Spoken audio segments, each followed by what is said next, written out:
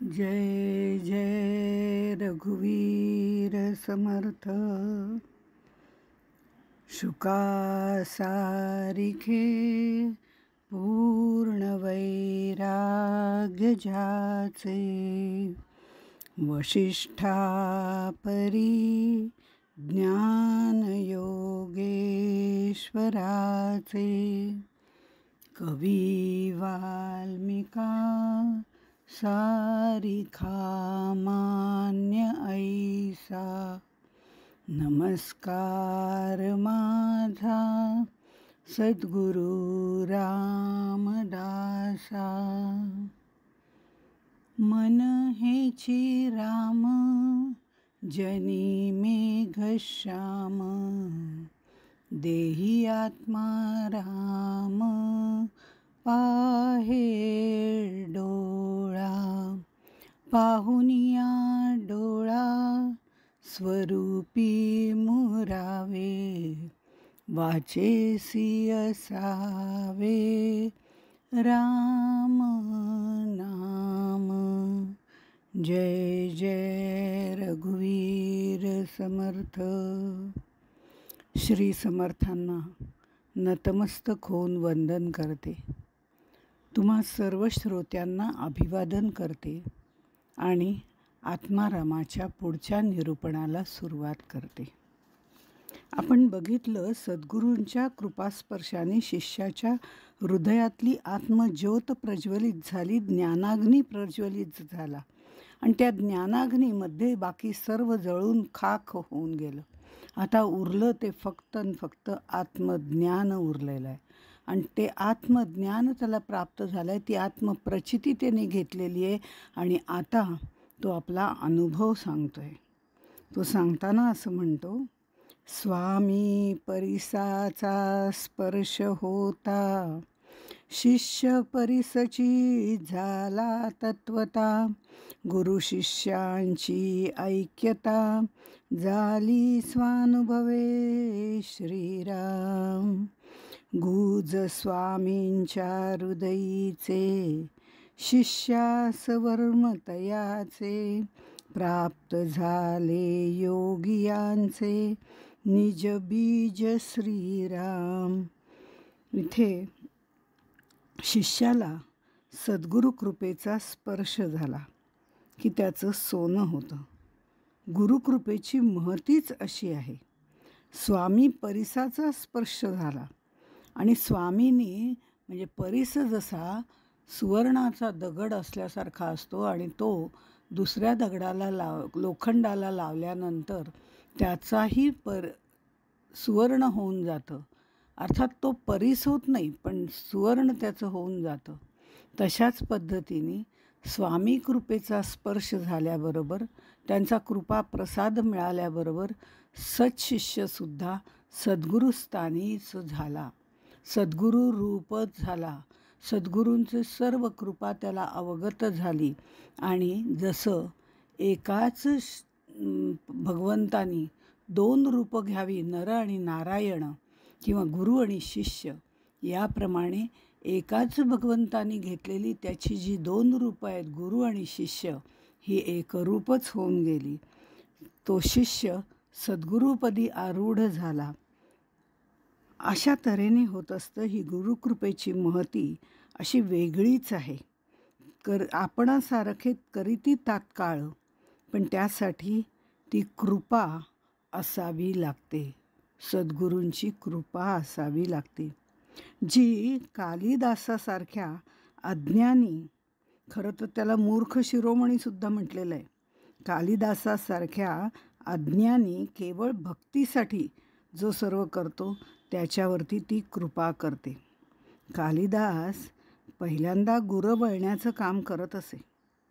गुरं बळण्याचं म्हणजे आपलं दिवसभर निसर्गाच्या सान्निध्यात राहायचं, गुरं जी आहेत त्यांना चरायला न्यायचं, त्यांच्याबरोबर राहायचं, कांदा भाकरी खायची, घरी यायचं, असं साधं सोपं सुटसुटीत त्याचं रुटीन होतं। पण एकदा काहीतरी चमत्कार घडला। त्या राज्यामधल्या राजकन्येने असं सांगितलं होतं की असा पण लावला होता की माझ्याशी वादविवादात जो जिंकेल त्याच्याशी मी विवाह करीन, अन्यथा त्या व्यक्तीला हरल्यानंतर मृत्यूदंडाची शिक्षा होईल. हे थोडंसं अभिमान धरल्यासारखं होतं. अहंकाराचंही स्वरूप असेल कदाचित त्या राजकन्येचं, पण मृत्यूदंडाची शिक्षा तिने ठोठावलेली होती.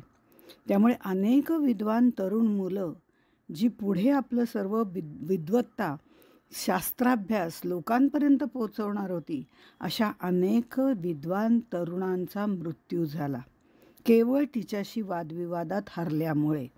तिच्याशी वादविवादात हरल्यानंतर मृत्यूदंड आहे, पण तिच्याशी जिंकल्यावर विवाहही होणार आहे.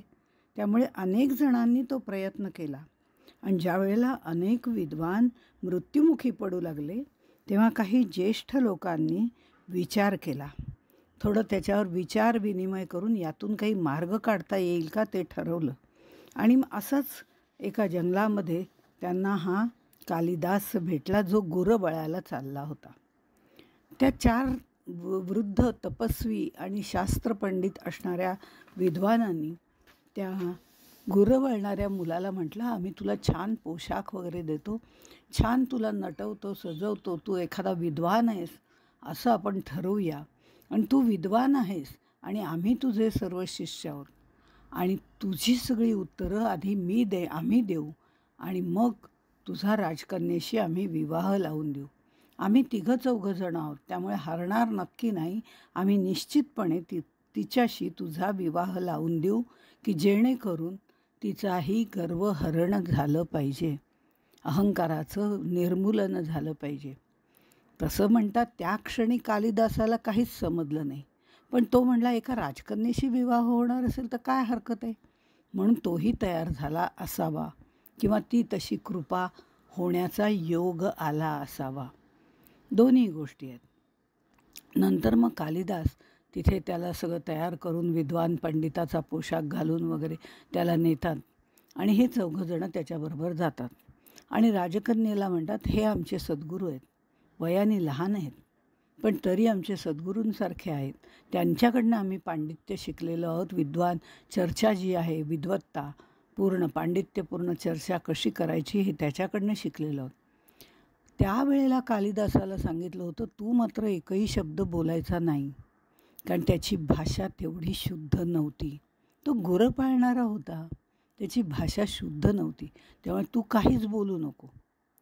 आम्ही फक्त हो की नाही म्हटल्यावर तू मान हलव, बस एवढंच.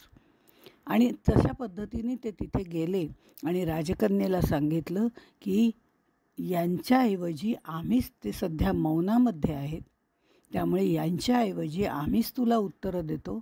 आम्ही 4घंही इथे बसलेलो आहोत, आम्ही 4घंही तुला पाहिजे त्या प्रश्नाचं उत्तर देऊ, आणि तू लग्न मात्र तू आमच्या या सद्गुरूंबरोबर कर, किंवा ज्यांनी आम्हाला हे शिकवलं, हे ज्ञान दिलं आहे, त्यांच्याबरोबर तू कर, असं म्हणून कालिदासाकडे बोट दाखवतात. कालिदास दिसायला सुंदर, निर्मळ मनाचा, स्वच्छ आणि असा असल्यामुळे तिलाही ते पटतं. या 4 वृद्ध लोकांबरोबर आपल्याला लग्न करायचं नाही, आपल्याला त्याच्याशी लग्न करायचं आहे, आणि हे उत्तरं देणार आहेत. असा सर्व घटना घडत गेल्या, आणि तिच्या सगळ्या प्रश्नांची उत्तरं त्या वेळेला दिली गेली. आणि ती दिली गेल्यानंतर साहजिकच कालिदासाचं तिच्याबरोबर लग्न लावायचं ठरलं. खूप छान लग्न झालं राजघराण्यातल्या लग्नाप्रमाणे. आणि नंतर ज्या वेळेला तो तिच्या महालामध्ये प्रवेश करता झाला, तेव्हा त्याला काहीतरी प्रेमाने संदेश दिला, बोलली त्याच्याशी, आणि त्यावेळेला कालिदासाने सुद्धा बोलायला सुरुवात केली. आता लग्न झालं आहे, सगळं झालं, आता बोलायला हरकत नाही, अशा ह्याने त्यांनी बोलायला सुरुवात केली. पण त्याचे सुरुवातीचेच काही शब्द ऐकताच तिच्या लक्षात आलं की हा काही विद्वान नव्हे. तिने खरं काय ते विचारलं. त्यावेळेला तो म्हणला, मी खरं म्हणजे मेंढपाळ म्हणा किंवा गुरं चारणारा गुराखी म्हणा असा आहे, मी काही कोणी विद्वान वगैरे नाही आहे, पण मला असं असं सगळं केल्यामुळे मी आता ह्याच्यासाठी तयार झालो आहे, आणि माझं तुझ्याबरोबर लग्न झालं आहे, मी याच्यापुढे शिकेन ना तुझ्याकडनं, असंही त्यांनी सांगितलं. पण त्यावेळेला तिने जो प्रश्न विचारला होता त्याला म्हणली ते असं होतं, अस्ति कश्चित वाग्विशेषः, ही कुठली तुझी भाषा गावंढळ वगैरे अशा पद्धतीने. अस्ति कश्चित वाक्विशेषः. आणि हा त्याचा जो त्यावेळेला अपमान झाला, त्यावेळेला त्याला तर खूप वाईट वाटलं की, आणि तीही त्याच्यापासून दूर झाली. वनामध्ये गेला. पुन्हा पहिल्यासारखा तिथे गेल्यावर कालीमातेची त्यांनी भक्ती केली. ही भक्ती एवढी मनापासून केली की ती कालीमाता त्याला प्रसन्न झाली आणि तीच कालीमाता त्याला कृपादायी ठरली. या 4 शब्दातून अस्ति कश्चित वाग्विशेषः, या 4 शब्दातून 4 महाकाव्य त्यांनी लिहिली. रघुवंश, मेघदूत, कुमारसंभव, शाकुंतल ही सगळी कालीमातेचीच कृपा होती. कालिदास एक द्रष्टा कवी म्हणून ख्यातनाम आणि प्रसिद्ध झाला. म्हणजे त्या परमेश्वराची कृपा असणं, त्या शक्तीची कृपा असणं अत्यंत गरजेचं आहे. तसंच इथे सुद्धा अपरोक्ष ज्ञान आत्मसात करायचं आहे, त्या परब्रह्माशी एकरूप व्हायचं आहे, ते आत्मज्ञान प्राप्त करायचं आहे जे गुह्यात गुह्य असं आहे. ते करताना त्या सद्गुरूंची, जे परब्रह्माचंच शबल रूप आहेत, अशा परब्रह्मस्वरूप सद्गुरूंची कृपादृष्टी व्हावी लागते. ती कृपा असणं आवश्यक आहे. परब्रह्म परमेश्वर आपण ज्याला जाणायचं आहे, ज्याच्याशी एकरूप व्हायचं आहे, त्याच्यासाठी कितीही प्रयत्न केले तरी त्याची इच्छा असल्याशिवाय, सद्गुरूंची कृपा असल्याशिवाय ते साधत नाही. कारण सद्गुरू आणि परब्रह्म एकच आहेत. परब्रह्मच सद्गुरू रूप घेऊन आपल्यासाठी शबलत्व धारण करून आलेले आहेत आणि त्यामुळे त्यांची कृपादृष्टी मला लाभली म्हणून मला हे ज्ञान झालं, अशीही अनुभूती त्यांचा शिष्य त्यांना सांगतो. आत्मानुभूतीच्या या प्रवासामध्ये शिष्य अनेक प्रकारचे अनुभव घेतो. अनुभवाची सूक्ष्मता, व्यापकता जशी वाढत जाते तसतशी शिष्य आणि सद्गुरू हे एकमेकांशी एकरूप व्हायला सुरुवात होते. त्यामुळे त्यांच्या अनुभवात सुद्धा साधर्म्य येतं. जो गुरूंना आत्मानुभव आलेला असतो तोच शिष्यालाही येऊ लागतो. योगी लोकांना जो अनुभव येतो ते ज्या आत्मस्वरूपाचं चिंतन करत असतात त्याचं मूळ स्वरूप सत्शिष्याला कळतं. योग्यांसाठीही दुर्लभ गहन, अत्यंत गुह्यात गुह्य अशा कैवल्यपदाला आता शिष्य पोचलेला आहे. हा सत्शिष्य सद्गुरुपदी पोचलेला आहे. बहुनाम जन्मनामंते ज्ञानवान माम प्रपद्यन्ते असं गीता सांगते. त्याप्रमाणे अनेक जन्मानंतर स्वस्वरूपाची भेट झाली, प्राप्ताची प्राप्ती झाली. जे आपल्या आतच होतं त्याचं ज्ञान झालं. ज्याला मी बाहेर शोधत होतो पण माझ्या आतच स्थिर आहे त्याचं ज्ञान झालं. शिष्य जेव्हा अनन्य होतो तेव्हा सद्गुरू त्याला आपलं सर्व सामर्थ्य देतात. म्हणजे तुकारामांच्या शब्दात सांगायचं तर आपणासारखे करीती तात्काळ, नाही काळ वेळ तया लागी. आपल्या सर्व शक्ती त्याला देऊन टाकतात आणि शिष्यालाही सर्व सद्गुरुत्व मिळतं. दासगणू महाराज सुद्धा म्हणतात, गुरु गुरुपणा दे शिष्याला, गुरु गुरुपणा दे शिष्याला, अनन्य झाल्यावरती दासगुण म्हणे भेद नुरे, ज्योतिष मिळाल्या ज्योती. आता एक ज्योतीने दुसरी ज्योती लावली, सर्व ज्योती एकत्र केल्या तर कुठली ज्योत आधी आणि कुठली नंतर हेच समजत नाही. त्याप्रमाणे इथे सद्गुरू आणि सत्शिष्य एकरूपच होऊन जातात. आधी कोण शिष्य होता, आता कोण गुरु झाला हेच कळत नाही. खरं म्हणजे गुरु आणि शिष्य, शिष्याला पुन्हा गुरुत्व, गुरुला पुन्हा शिष्य, त्या शिष्याचं पुन्हा गुरुत्व, अशा पद्धतीने ही गुरुशिष्य परंपरा सातत्याने चालू असते. त्यामुळे गुरु आहे तोच आधी शिष्य असतो, शिष्य असतो तोच पुढे गुरु होतो. अशा पद्धतीने हा प्रवास चालू राहतो. हा एकाकडून दुसऱ्याकडे हा ज्ञानाचा ओघ दिला जातो आणि तो पुढपर्यंत पसरवला जातो, पुढपर्यंत पुढे दिला जातो. असं ह्या सगळ्या गोष्टी याच्यामध्ये येतात. बहुता जन्माच्या शेवटी असं त्यांनी सांगितलं आहे, शिष्याने म्हटलेलं आहे. बहुता जन्माच्या शेवटी झाली स्वरूपेसी भेटी, एका भावार्थासाठी परब्रह्म जोडले श्रीराम. एकनाथ महाराजांना एका पैशाची चूक सापडत नव्हती अशी गोष्ट त्यांच्याबद्दल सांगितली जाते. त्यावेळी ती चूक शोधण्यात ते एवढे मग्न झाले की त्यांना काय वाजले किती वाजले काहीही कळलं नाही आणि ते त्याच्यामध्येच मग्न होते. आणि त्या ह्याच्यात मग्न असताना ती एक पैशाची चूक त्यांना सापडली आणि त्यांनी मोठमोठ्यांनी आनंदाने टाळ्या वाजवायला सुरुवात केली. तेव्हा जनार्दन स्वामी म्हणजे त्यांचे सद्गुरू त्यांना म्हणाले, अरे टाळ्या कशाला वाजवल्यास? तेव्हा एकनाथ महाराजांनी त्यांना मिळालेली चूक दाखवली की मला चूक सापडली, एवढा आनंद झाला.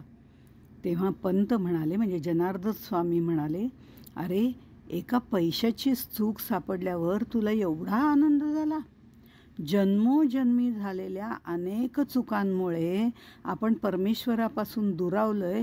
त्या परमेश्वराचं तत्त्व जर आपल्याला सापडलं, गुह्यात गुह्य असं ज्ञान झालं तर काय आनंद होईल नाही का?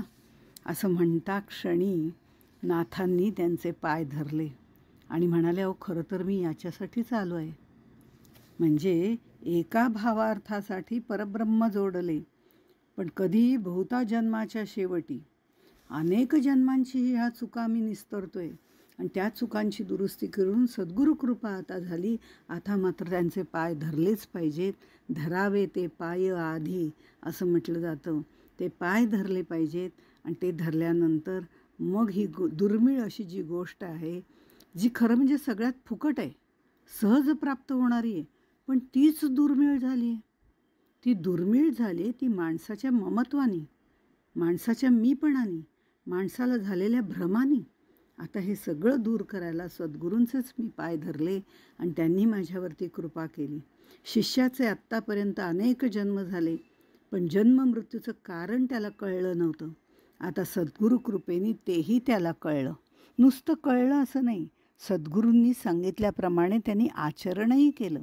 त्यामुळे या जन्मात सद्गुरू कृपा झाली आणि त्याला आत्मदर्शन झालं. घरदार मीपणा सर्व नाशिवंत गोष्टींचा त्याग मनापासून केला.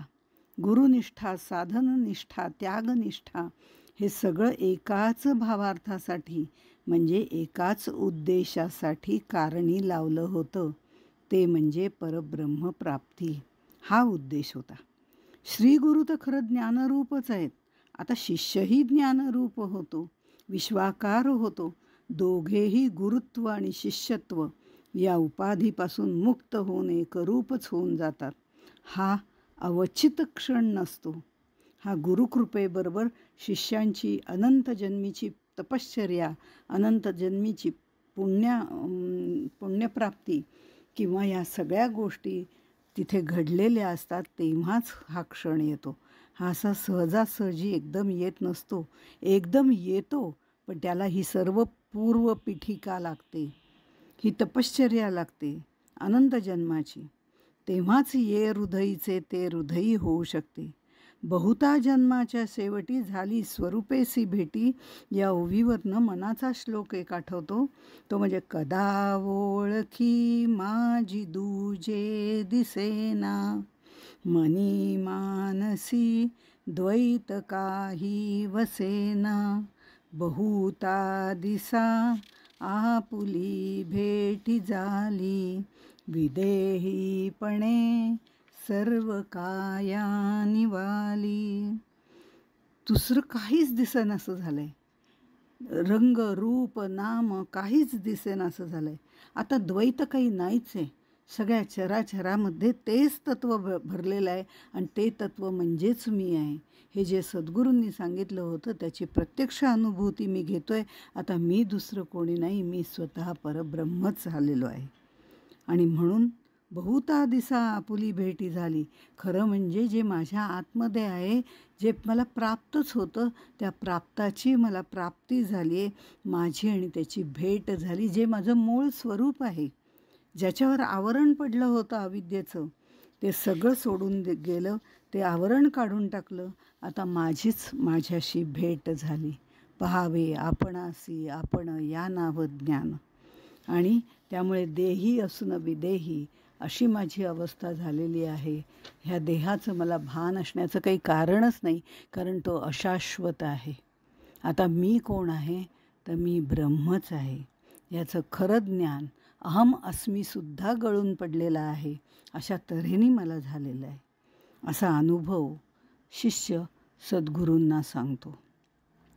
जो वेदशास्त्रांचा गर्भ निर्गुण परमात्मा स्वयंभ, तयाचा एकसरा लाभ झाला सद्भावे श्रीराम.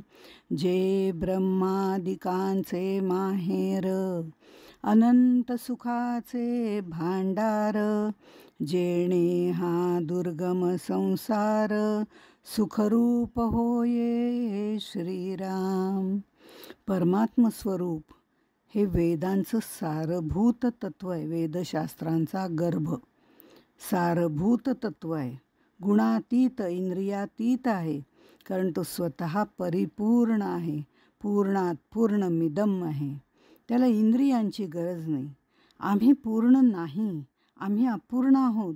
आम्हाला विषय मिळवण्यासाठी इंद्रियांची गरज असते. तो स्वयंसिद्धच आहे, परिपूर्ण आहे, स्वयंप्रकाशी आहे.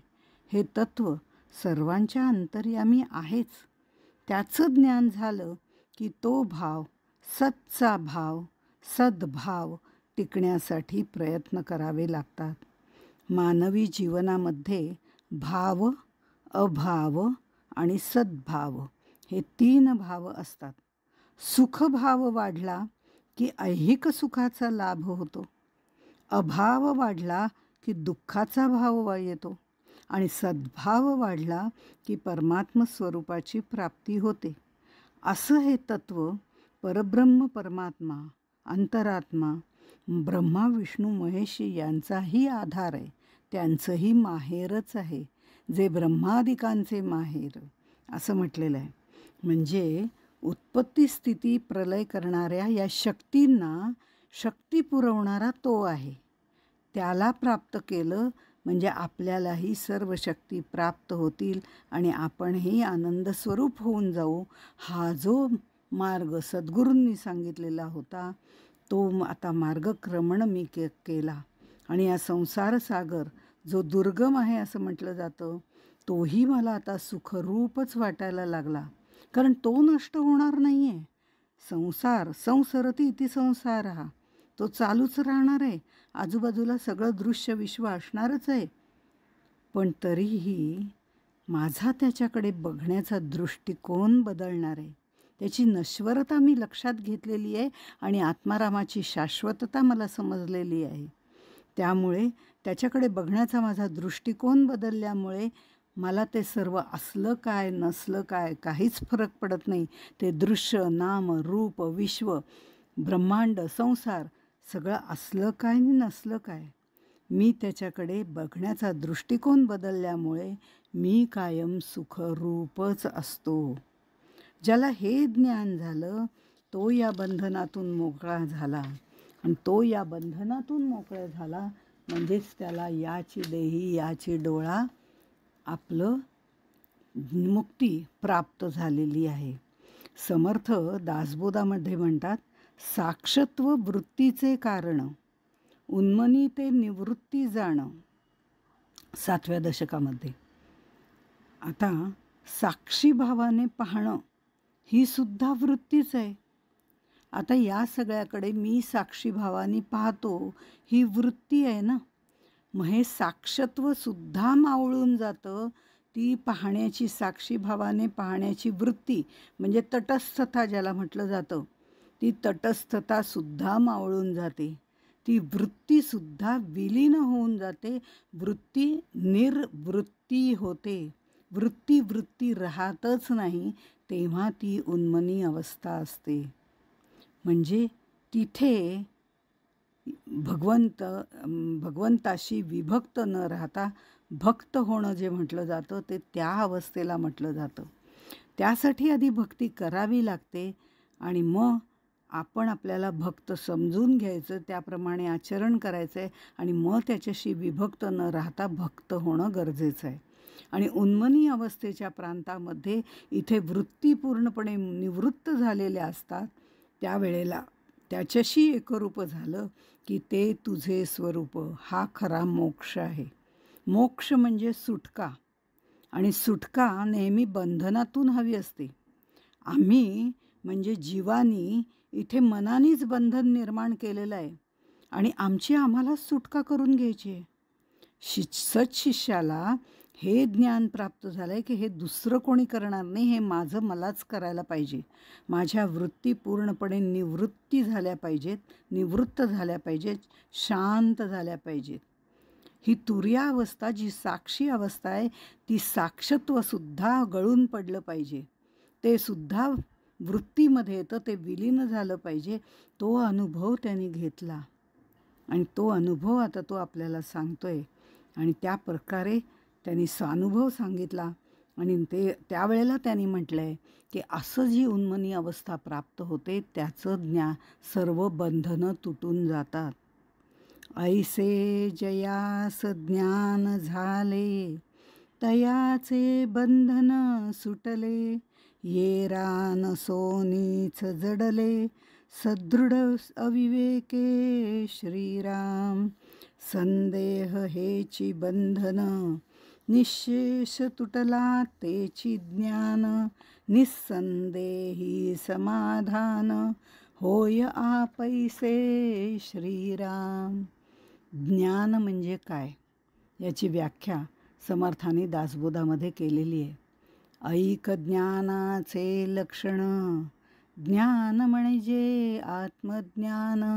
पहावे आपणासी आपण, या नाव ज्ञान श्रीराम. आपण आपल्या स्वरूपाला तत्वतः जाणणं म्हणजे ज्ञान, आत्मज्ञान. खरा मी कोण? मी म्हणजे देहधारी, देहबुद्धीने लपेटलेला तो मी नसून माझ्यातलं जे आत्मतत्व आहे ते म्हणजे मी आहे. असं ज्याला ज्ञान होतं तो या सर्व बंधनातून सुटतो. खरं तर निसर्ग आपल्याला वारंवार हे सर्व समजावून सांगत असतो, पण आपलं त्याच्याकडे लक्ष नसतं. नद्या वाहताना निरपेक्ष वृत्तीने वाहतात, आजूबाजूचा परिसर सुपीक करतात, कुणालाही सांगायला जात नाहीत मी केलं आहे, मी केलं आहे. आम्हाला फार सांगायची हौस असते. कोण काय करतोय, प्रशंसा करतोय का, हा विचार न करता केवळ उद्देश काय तर आपल्याला आजूबाजूचा परिसर सुपीक करायचा आहे, हा विचार मनात ठेवून त्या वाहतात. जीवांना जीवन देतात, सूर्यप्रकाश देतो, झाडे सावली देतात. त्यांचा सगळ्यांकडे बघण्याचा दृष्टिकोन सारखाच असतो. समशत्रूच मित्रौच. मग शत्रू असो किंवा मित्र असो, झाड त्याला सावलीच देणार. ते उच्च नीच भेदभाव करत नाही. पानं सुकली की ती सहज गळून पडतात हो. आपलंही मरण आज ना उद्या आहे. हा मृत्यू देहाला आहे, आत्म्याला नाही. हे शरीर वस्त्र बदलायचं आहे, हे सगळं आम्ही शिकलो आहे. पण मरताना आम्हाला सहजपणे जाता येत नाही. कुठेतरी आमच्या वासना गुंतून पडतात. या अशाश्वत शरीराचा त्याग आणि शाश्वत आत्म्याचं ज्ञान करून घ्यायचं आहे.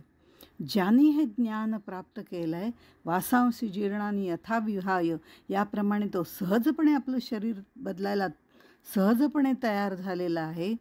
त्याला कसलंच बंधन नसतं. तो कुठलं बंधन घेतही नाही आणि ते कधीच नसतं. येरा नसोनीच जडले, न असोनी म्हणजे जे बंधन खरं म्हणजे नाही. आत्मा नित्य मुक्त आहे, जन्मापासून मुक्त आहे. जन्म आहे तो, पण आमच्या शरीरात येऊन राहतो तेव्हा आम्ही म्हणतो जन्म झाला. तो सुद्धा आत्मा अजन्माच आहे, त्याला कसलंच बंधन नाही आहे. पण मी म्हणजे देह ही भावना बळावली, आमच्या देहबुद्धीनी अहंकाराने आम्ही त्या आत्म्याला बांधून ठेवतो. अविवेकाने त्याचं घट्ट बंधन करतो. मनाची अस्थिरता हेही आमचं बंधनच आहे. संदेह हेही बंधनच आहे. त्यामुळे हे सगळ्या गोष्टींचं बंधन आम्हीच बांधलेलं आहे, आम्हालाच सोडवायचं आहे, हे निश्चित आहे. आणि म्हणून समर्थ म्हणतात ही सगळी प्राप्ताची प्राप्ती आहे. तुला प्राप्त आहे ते तुलाच प्राप्त करून घ्यायचं आहे आणि त्याच्यासाठी तुलाच प्रयत्न करायचे, ते शिष्याने केले म्हणून तो हा सगळा अनुभव सांगतोय की मी हे सगळं बघितलं आहे, मी हे सगळं केलं आहे आणि त्यासाठी तुमचे कृपाशीर्वाद आहेत म्हणून मला ते करणं शक्य झालं. संशयाच म्हणजे समर्थ दासबोधामध्ये असं म्हणतात, संशयाचे ज्ञान खोटे, संशयाचे वैराग्य पोरटे, संशयाचे भजन ओखटे, निर्फळ होय श्रीराम. म्हणजे संदेह हा शब्द भ्रांती, संशय या दृष्टीने वापरलेला आहे. भ्रांत मनस्थितीमुळे चित्त विचलित होतं, मन दोलायमान होतं. भ्रांती भ्रम नाहीसा झाला की मन स्थिर होतं आणि समचित्त होतं, म्हणजे त्याला समाधान प्राप्त होतं. त्यात हे ज्ञान प्राप्त झाल्यानंतर तो परिपूर्णरित्या निस्संदेह रूपाने हे ज्ञान प्राप्त करू शकतो. पण ही माया काही त्याला सोडायला तयार होत नाही. तशी मलाही मायेने सोडायला कधीच तयारी दाखवली नाही, पण या मायेतून कसं सुटायचं हे तुम्ही सांगितलं आणि ते मला जमलं म्हणून हे सर्व शक्य झालं. असा स्वानुभव शिष्य सांगतोय. अजूनही पुढे तो सांगणार आहे की तो मायेत कसा गुरफटला होता आणि त्याच्यानंतर तो त्यातनं कसा सुटला ते आपण उद्या पाहू. तोपर्यंत इथेच थांबू. जय जय रघुवीर समर्थ.